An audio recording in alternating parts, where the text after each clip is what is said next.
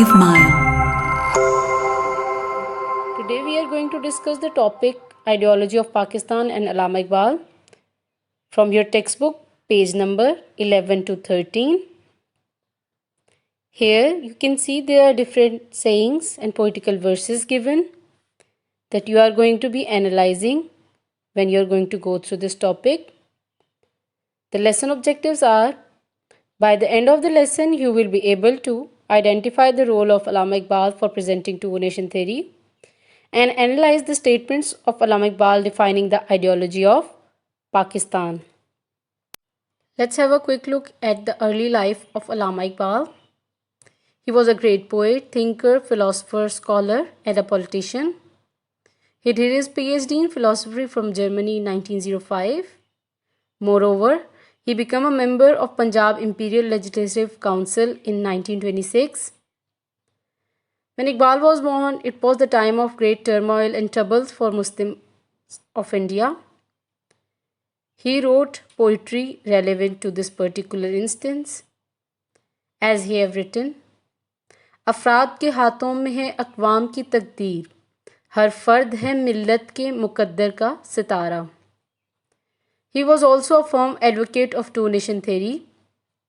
Allama Iqbal was a strong believer of Hindu-Muslim unity at first, but Congress extremism forced him to change his attitude.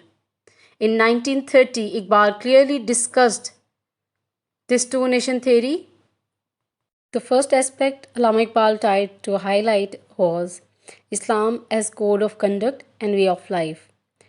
It is evident from his saying Islam is complete code of life, so Indian Muslims should get assistance from Islam. It will support them fully. This idea is actually indicating that Muslims should get a separate homeland on the basis of Islam. Furthermore, in his address of Allahabad, he has elaborated this concept.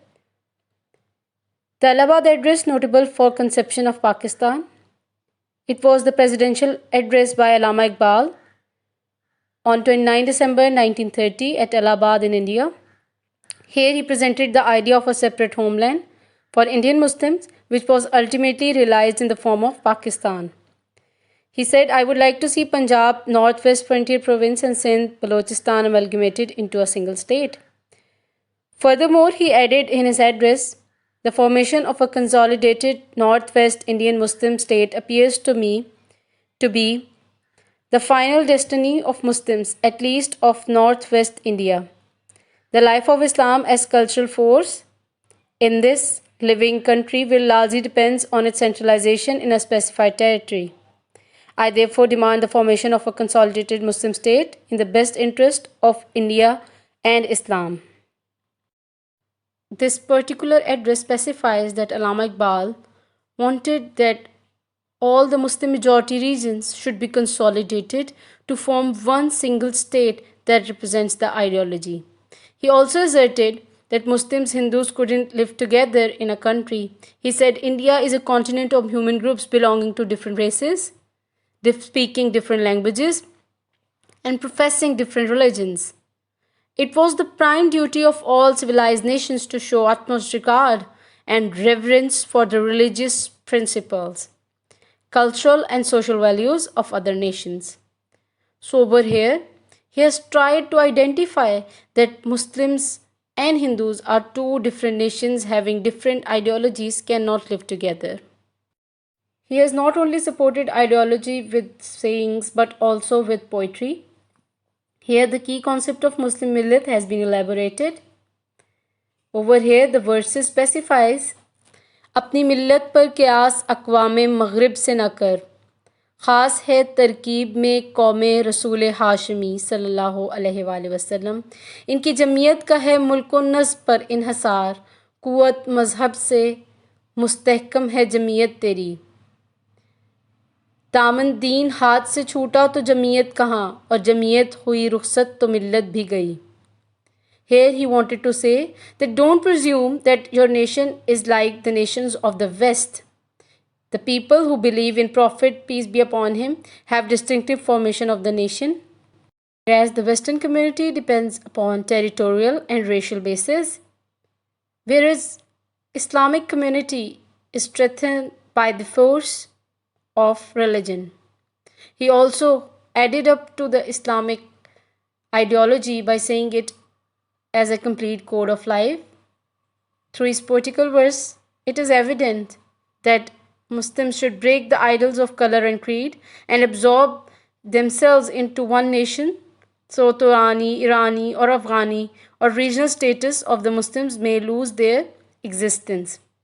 And he has clearly mentioned in this particular poetical verse, बताने रंगो बू को तोड़कर मिल्लत में गुम हो जा, ना तुरानी रहे बाकी, ना ईरानी, ना अफगानी. Moreover, he have also considered that all Muslims living in any part of the world form one millet. So, he have given a message from the river Nile till the land of Kashgar that all Muslims should be united for the protection of Haram. It is clearly evident from his saying, एक हूँ मुस्लिम हरम की पासबानी के लिए, नील के साहिल से लेकर ताबखा के Kashgar. So today we have analyzed the topic of ideology of Pakistan in views of Allama Iqbal. The lesson assignment that you are going to be focusing is memorizing the poetical verses given in your textbook, page number 12 and 13. So you can practice them by writing and share it with your family as well. Let's have a quick recap. Today we have a brief introduction of Allama Iqbal and his school of thought about two-nation theory.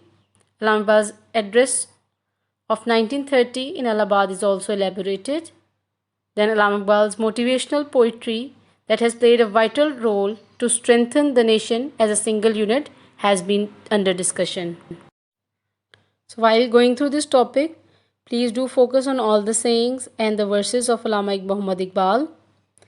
His poetry has been a significant impact in awakening the Muslims. Hope you have understood the topic. Stay safe, stay home. Thank you. Allah Hafiz.